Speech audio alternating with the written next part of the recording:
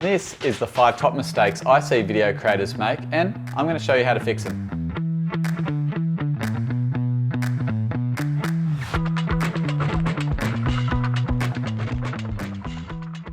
As a beginner, you're bound to make mistakes in the world of filmmaking when you're starting out. Don't be ashamed of that. We've all been there and that's totally fine. In fact, it's a great way to learn. Get hands-on, get out there filming and see what works and what doesn't. The first common mistake that I see, probably the most out of any to be honest, is going Hollywood.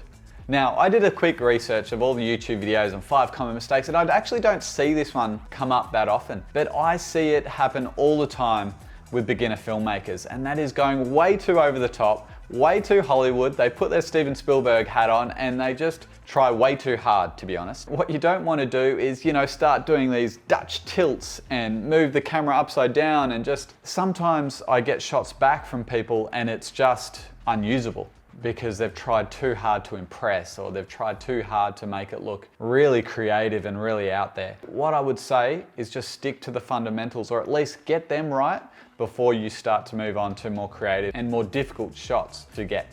When I was starting out, my first boss gave me a bit of a trial run, I guess. He sent me to the park with a camera and he said, I want you to get 20 shots and come back and show me those shots. It's actually a great idea, by the way, and a great way to just get learning and start to think about what shots you need to get. So you go to a park, I had the tripod, I had a really big camera back then, set it up, and one of the first shots that I thought would be cool would be to set the tripod up in the middle of the park and just do a full 360.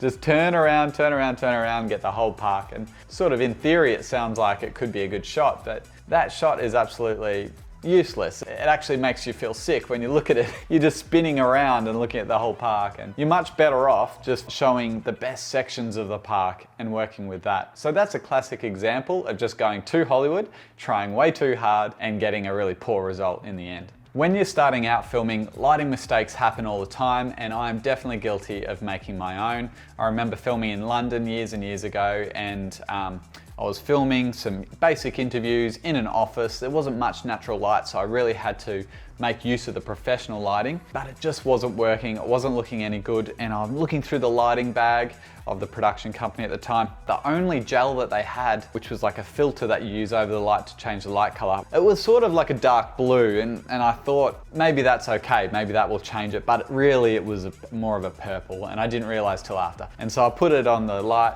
I'm filming away, and it gets back to post-production and the person just looks a little bit purple on one side and it just looks horrible, and bang bang, I failed on that occasion. So anyway, I'm going to show you a few common mistakes that you make when you're starting out with lighting, and these are 3 of them. 1, filming under downlights. See this all the time. Downlights are really popular in office buildings and things like that. Problem is, when you film under them, gives you massive panda eyes. It's really unflattering light and just looks downright horrible. Make sure you avoid the downlights. A way to avoid them is 1, turn them off, get near a window, use professional lighting, just avoid filming directly under the downlights at all costs. The second common mistake I see with lighting is that people will walk into a room and they see a window or they see a beautiful view and they say, great, we want that view in the background. We'll put the person there and we'll get this beautiful view in the background. The problem is that background is usually really bright and well lit, whereas the person standing in front of it is going to look like a silhouette. Unless you've got really, really expensive lighting equipment and lots of it, that person's going to look terrible. They're going to look really dark and the background's going to look great, but most of the time you want to focus on the person and the subject that's speaking to the camera. What you'll have to do there sometimes is negotiate with the client. Look, it's all about the person in this shot. We can get shots of the view later. We really want to make the person look great. Let's not put them in a silhouetted position. The third example is mixing the colors of light. So this often happens as well, especially if you're filming indoors and you're using professional lights and you've got natural light filtering in through the windows. So daylight is a blue light, it's a cooler light, and then often with professional lights they can be a warmer light. So sometimes when you mix the two, it just looks horrible and the color balance is way off. What you want to do is match the daylight with the professional lighting. So at 5,600 Kelvin, if you can match that and not mix in any overhead lights or any office lights, you're onto a winner. But mixing lights is a big no-no. Lighting is so important. It's critical in making the shots look great. So I really recommend you spend some time researching, playing with it, using different colors of lights and different techniques and getting that part of your filmmaking game just right. The third common mistake I see all the time is audio issues, not using the right mics or not using a mic at all. When I was starting out, I made my fair share of blunders in the filmmaking world and made my fair share of audio mistakes as well. I remember being on a shoot for a car commercial. I was just filming and I actually forgot my headphones. And so, although I had a microphone and I could see that the audio levels were working, I couldn't hear it. And having headphones to your camera is another really good tip, by the way. Just make sure you can hear the quality of the audio straight into your ears.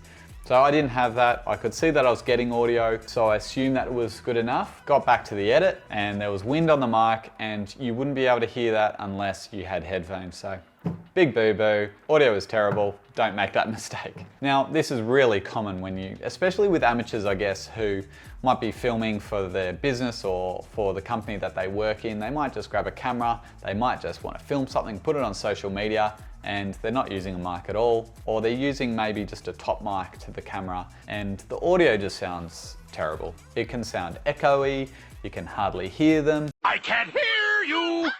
And this is just a bit of a deal breaker if you want a really professional looking video. To fix this, get a microphone. I use lapels a lot because I just find that they're so fail-safe and that they sound really clear and are a really good quality. So make sure you get your audio game right.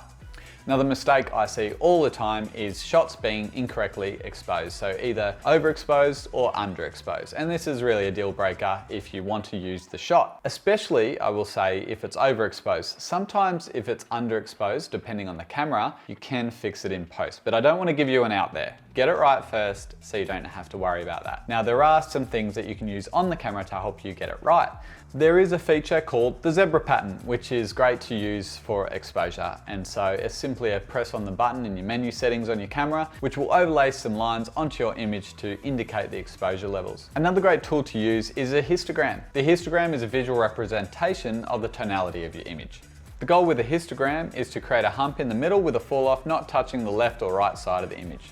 And the fifth and final mistake I often see with beginner filmmakers and video creators is a lack of direction. It happens all the time. You might be really great technically, but if you can't speak up and tell people what to do in front of camera, then your shots might be found wanting. So make sure you speak up, give clear and concise direction as to what your subject should be doing or saying in an interview, and you'll find you'll get the best results for your final product.